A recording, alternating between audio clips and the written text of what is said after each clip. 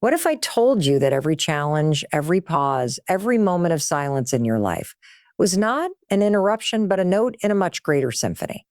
We often believe we must do more, fight harder, react faster.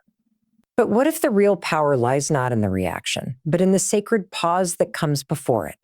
That quiet breath where the divine whispers, wait, choose. What looks like delay is often design. What feels like resistance may be realignment. Your brain is not a machine to be conquered. It's an instrument waiting to be tuned to the rhythm of something much larger than you. A pulse that runs through nature, through time, through soul. When you learn to respond instead of react, you stop playing solo. You join the orchestra. And maybe, just maybe, the moment you begin to trust the silence between the notes is the moment you realize you were never out of tune. You were becoming the melody. You know that moment when something happens. Someone cuts you off in traffic. Your partner says something that hits the wrong nerve. Your boss sends that one-line email that makes your stomach drop. And before you know it, you're in it. The heart races. The voice rises. The mind spirals. It's fast, automatic, familiar. That's reacting. And here's the thing. It's not your fault. Your brain is built for speed, not clarity. It's designed to protect you, not necessarily empower you. That ancient reactive part of your mind, the one that fires off before you even realize what's happening, it's just trying to keep you safe.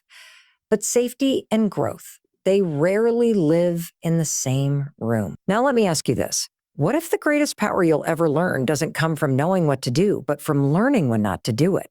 That pause, that's everything. The sacred pause between what happens to you and what you choose to do next. That is where your life shifts.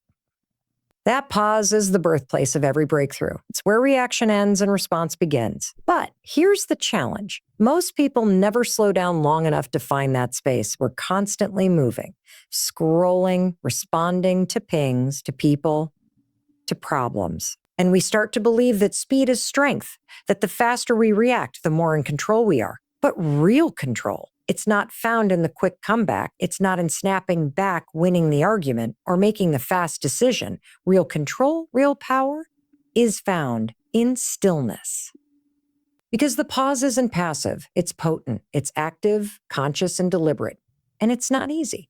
You've been taught your whole life to be fast. Hustle, decide, move on. But what if some of the greatest growth happens in the pause you've been taught to skip? Let me tell you something you might not have considered. The pause is sacred. It's not empty. It's full of choice, full of possibility, full of presence. And in that split second between the stimulus and the reaction, you are given something precious, the power to choose who you want to be. Do I take this personally, or do I take a breath? Do I lash out or lean in? Do I say the thing I'll regret, or sit with the discomfort just long enough to stay aligned with who I truly am? And listen, this isn't about being perfect. This isn't about silencing your emotions or pretending things don't bother you. This is about reclaiming agency over how you show up in the world. Because when you live in a constant state of reaction, life starts to feel like a storm you're just trying to survive. But when you learn to respond, you become the calm in the storm. You stop being a victim of your wiring and you start being the author of your experience. It's like this. Life will always throw things at you. Frustration.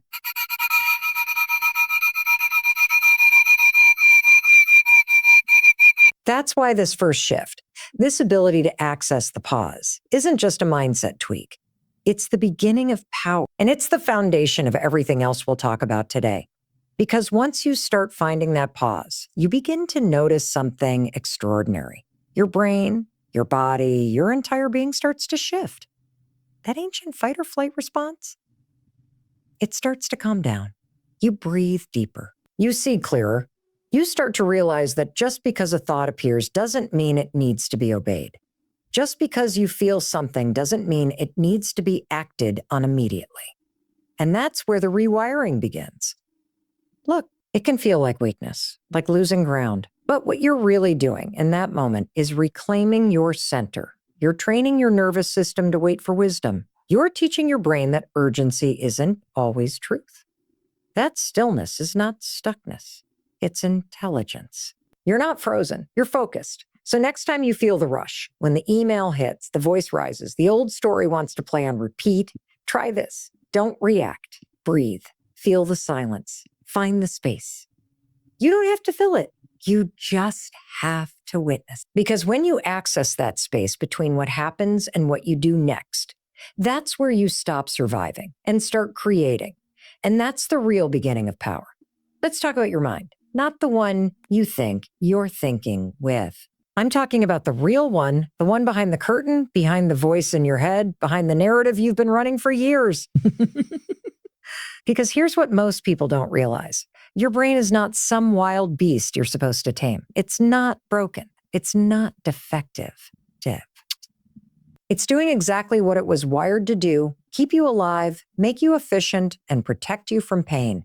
But the problem is, it's outdated. You're walking around with the world's most powerful operating system, but most of us are running on code that was written during some of the most reactive, painful, or defensive seasons of our lives.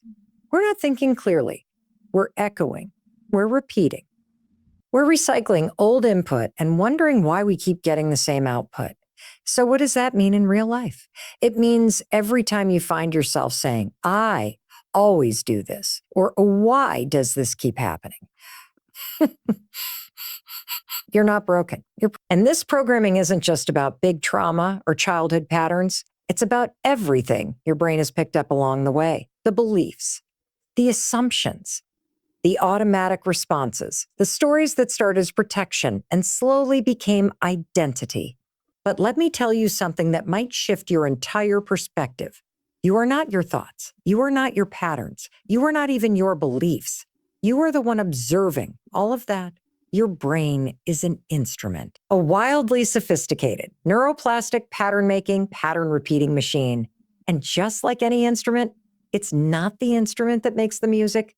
It's the player. The reason this matters is because most of us never pause to ask, who's actually playing? We assume that because the thoughts are loud, they must be right. Because the fear feels real, it must mean stop. Because the reaction came fast, it must be true. But the truth is, the brain is just doing what it's always done. It's pulling up the last file. It's predicting what will happen next based on what happened before, and it's doing it in milliseconds. The key to shifting that is awareness. When you start to observe your mind instead of obey it, everything begins to change. You start to catch the loops. You start to notice, oh, I always shut down when someone questions me, or I go into defense mode every time I feel misunderstood.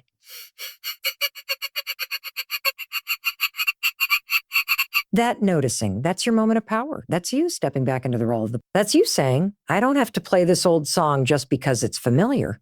It's a subtle shift. It doesn't always feel grand, but over time, it rewires everything. Because when you become aware of the automatic script, you can start writing a new one. One that's rooted in where you're going, not where you've been. Let me give you an example. Imagine someone criticizes you. The old programming might say, see, I'm not good enough. Oh, defensiveness kicks in, or shame. But if you've done the work to recognize that voice, you catch it. You say, that's the old file trying to play again, but I don't have to open it. You breathe, you pause, you respond, and that response, it's not just behavior, it's brain training. You're literally rewiring the neural pathways that associate critique with collapse. This is the work. This is the real kind of power. The kind that doesn't just look strong on the outside, but feels grounded on the inside. It's not about becoming a robot who never feels anything. It's about becoming a conscious operator of this incredible system you've been given. Because your brain isn't working against you. It's waiting for new instruction. And when you start giving it new input through presence, through questioning, through conscious response, you don't just change how you think. You change who you are. That's the shift from surviving to creating, from reacting to responding. And once you get this, once you see the patterns and know that you have the power to shift them, you stop taking everything so personally. You stop letting every trigger run the show. You stop living from the past and start designing your future. And that, right there, that's when you become unstoppable. Let's talk about the moments that catch you off guard. You know the ones I mean. The phone rings and your stomach drops. Someone makes a comment, and suddenly you're 10 years old again, shrinking into yourself. A tone of voice, a missed text, a sideways glance. And just like that, you're spiraling. And you wonder, where did that even come from? Why am I so upset? This doesn't make sense. But it does make sense. Not to the logical part of your brain, but to the emotional memory that lives underneath it. Because here's the truth. Your reactions are revealing your roots. Every emotional trigger, every defensive snap, every retreat into silence or anger or shame, it's not random. It's not weakness. It's a signal, a flare going up from a wound that hasn't fully healed. And I want you to really hear this. The trigger is not the problem. The trigger is the teacher. It's a teacher. We tend to fight with our reactions, judge them, shove them down or blow them up. But those reactions are data. They're clues. They're showing you exactly where the old wiring is still running the show. And if you don't pause to look at what they're trying to reveal, you'll keep playing out the same loop over and over and calling it fate. You see, most of us think the trigger is the other person, the rude comment, the rejection, the thing they said or didn't say. But the trigger isn't about them. It's about what got activated in you. And that's where the power lives. Because if it's in you, then you have the ability to change it. It's wild, right? The very things that make us feel out of control are the exact moments that point us toward a deeper kind of self-mastery, if we're willing to look. Let me break it down like this. When something triggers you, your nervous system goes into protective mode. Fight, flight, freeze. It's all rooted in survival. Survival mode reactions are based on the past, not the present. Your brain is scanning for patterns it's seen before. It's trying to keep you safe, based on a version of you that doesn't exist anymore. And if you don't realize that, you'll keep reacting like that old version of yourself. You'll keep making decisions from fear instead of clarity, from memory instead of presence. But if you pause, if you breathe, if you say to yourself, "Oh, what is this reaction trying to tell me?" You turn the trigger into transformation. Suddenly, you're not just having a moment, you're doing the work. And I know that work isn't always pretty. Sometimes it's messy. It's uncomfortable. It brings up things you thought you'd buried. But let me tell you something I've learned again and again. What we bury buries us. The stuff you don't want to look at, the patterns that show up in your relationships, your work, your self-talk, that's the gold. That's the material you get to transmute into growth, into clarity, into choice. Because once you become aware of what triggers you, you don't just start to understand yourself, you start to become yourself, the real you. The one who isn't held hostage by old stories, the one who doesn't confuse emotion with truth, the one who can sit in discomfort and still choose peace. You stop saying things like, "That's just how I am," or "I can't help it." And you start asking, "Who taught me to react this way?"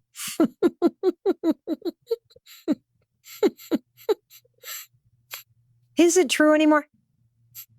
That kind of awareness changes the entire game. It moves you from being emotionally hijacked to being emotionally intelligent, from automatic to intentional, from reactive to responsive. And what's wild is the more you practice this, the faster your nervous system recalibrates. You start to notice that you don't blow up like you used to. You don't shut down. You can breathe through things that used to break you. And it's not because the world got easier. It's because you got stronger. That's the beauty of working with your triggers instead of against them. They stop being landmines and they start being landmarks, signals, pointers that lead you back to the parts of yourself that are ready to be seen, healed, and rewritten. So next time you feel yourself tightening, reacting, withdrawing, flaring up, pause. Ask yourself, what's this really about? What wound is speaking right now? Because once you realize your reactions are rooted in your story, you can stop reliving the past and start writing the future. Let me tell you something wild about your brain. It doesn't see the world the way it is. It sees the world the way you've trained it to. I'm serious. You're not walking around seeing a reality. You're seeing a filtered, curated version of reality that your brain has been conditioned to notice, emphasize, and prioritize. And it does this through something called the reticular activating system. It's a network of neurons in your brainstem that acts like a bouncer for your awareness. Think of it as your brain's editing software. It decides what gets your attention and what fades into the background. But here's the kicker. The ROS isn't deciding based on truth. It's deciding based on repetition. Whatever you focus on the most, whatever you feed your attention to over and over again, that becomes the signal your brain believes is important. It becomes your reality. Not because it's more real, but because your brain is literally filtering the world to match it. So when you constantly tell yourself, I'm always behind, or people don't get me, or things never work out for me, your RAS goes, cool. Let me prove that to you. And it starts scanning your entire environment for evidence. Every missed opportunity, every awkward moment, every tiny thing that aligns with your belief, it gets highlighted. And everything that contradicts it, ignored. You literally train your brain to reinforce your worst case scenarios. But the good news is this goes both ways. You can train your RAS to start noticing possibility. You can train it to see calm instead of chaos, gratitude instead of gaps, self-trust instead of self-doubt. But that kind of training doesn't happen automatically. It's intentional, and it's daily. Let me give you an example. Ever decide to buy a certain car, and suddenly you see it everywhere? That's not the universe dropping hundreds of identical cars into your city overnight. That's your RAS locking in on the thing you told it was important.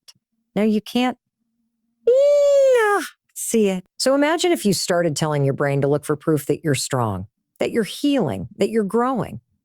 Imagine what would change if you made that your default lens.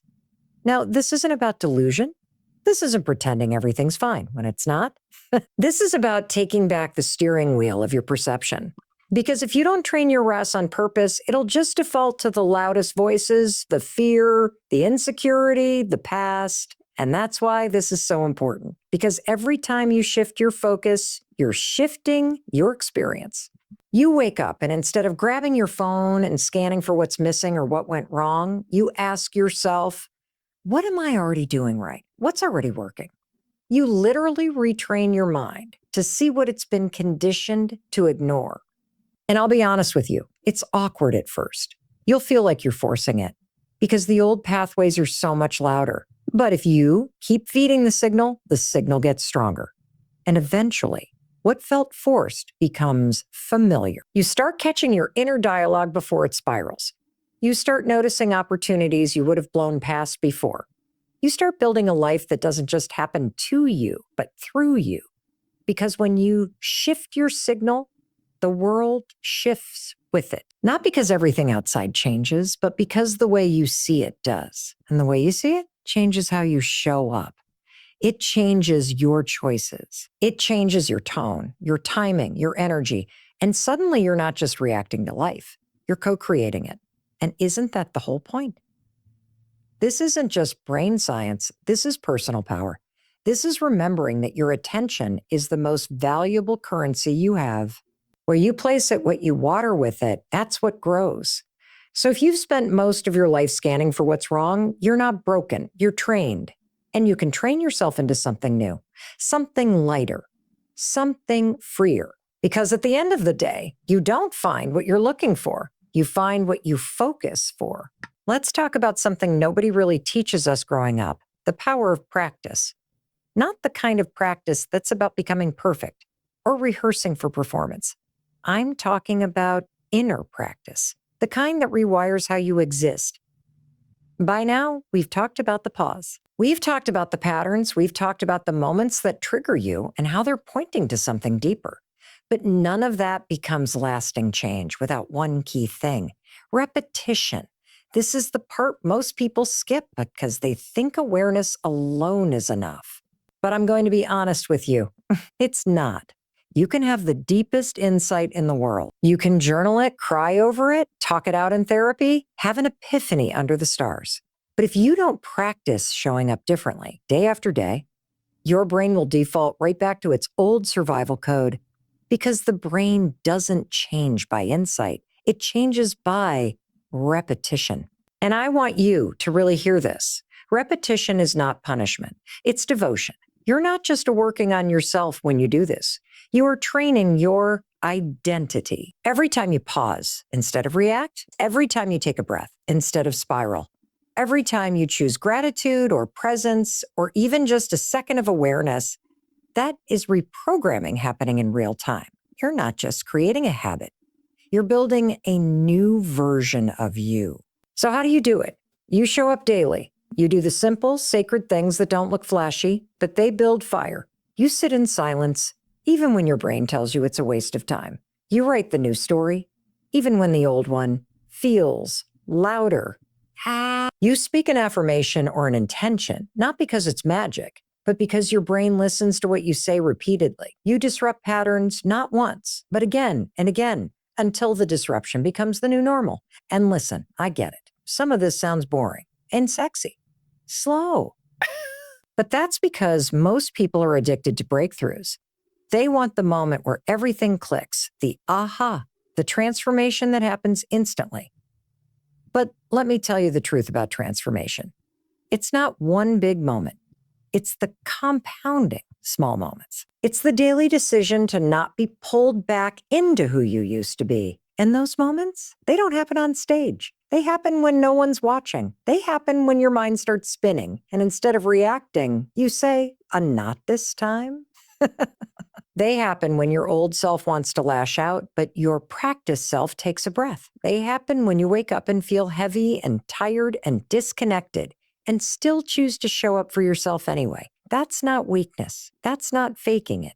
That is training. And every time you do that, every time you repeat the new behavior, even just for a moment, you're carving a new neural path. And the more you walk that path, the clearer it becomes. Until one day, without even thinking about it, you pause instead of react. You speak truth instead of retreat. You choose presence over panic, and you realize, this is who I am now. That's the power of practice. That's the ritual of reprogramming. That's the slow, steady miracle of showing up for your evolution. So keep practicing because your new identity is listening. So here's the part no one really talks about, all this work.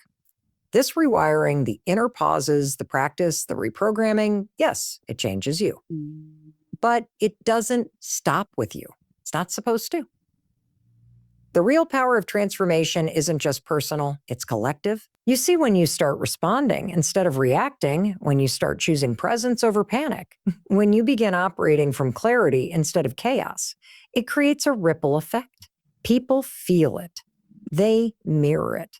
They absorb it. You might not even realize it, but your energy, your way of being, starts giving permission to others to do the same. Because every time you break a pattern, you break it for more than just yourself. Think about that for a second. When you pause instead of yelling at your kids, you're teaching them how to handle conflict with grace. When you choose stillness instead of spiraling at work, someone next to you sees that and learns what grounded leadership looks like. When you stop people pleasing and start honoring your boundaries, that ripple reaches your friends, your family, your partner, your team, and it subtly begins to shift the emotional climate around you. And that's the beauty of it. Transformation is contagious. You think you're just trying to fix yourself, but what you're really doing is creating a field, a frequency, a new way of being that impacts everyone who comes into contact with you. And that's not exaggeration. That's energy. That's nervous system regulation. That's modeling something new in a world that's been stuck in survival for far too long. We live in a culture addicted to more noise, more speed, more answers. But what we're starving for is alignment. And the only way to find that is by turning inward first, learning to respond to life from a deeper place. Not the surface reactions, but from your center. Because when you do that, when you stop trying to control everything out there and start mastering what's going on in here, you don't just change your outcomes. You become available to something bigger than yourself. You become a conduit. And what do I mean by that? I mean, you stop being the endpoint. You stop being a closed loop of self-improvement and start becoming an open channel for something greater to move through you. Whether you call that purpose, service, legacy, or simply presence, it's not just about you anymore. That's the shift. It's not about getting a better so you can prove yourself or perform harder. It's about clearing out the noise so that what's true in you can finally speak. It's about removing the interference so that something meaningful, something rooted in love, in integrity, in purpose, can move through you and into the world. And the world needs that right now. It doesn't need more polished personas or perfectly curated reactions. It needs people who are anchored and Brexit, people who are conscious, people who are living from a place of inner authority and heart-led presence, people who are done reacting to the chaos and committed to becoming the calm. Because when you do that, you shift the atmosphere. You create space. And in that space, other people feel safe enough to drop the mask, to breathe, to soften, to ask better questions, to make new choices. So no, your healing isn't selfish. Your clarity isn't just for your own benefit. Your ability to respond instead of react, that's leadership. That's legacy. And you may never fully see the impact of the shifts you've made. You may never hear about how your presence grounded a room, how your kindness kept someone from breaking, how your choice to pause made someone else feel safe enough to choose differently too. But I promise you, it matters. Because the work you're doing, it echoes. It moves through generations. It ripples into conversations. It shapes relationships. It shifts dynamics. It creates future possibilities that wouldn't exist if you hadn't said, I'm not doing it the old way anymore. You're not just becoming a better version of you. You're becoming a lighthouse for others who forgot they had permission to grow too. And that's how we change the world. One choice, one pause. One new response at a time, because when you rise in consciousness, you lift everything around you.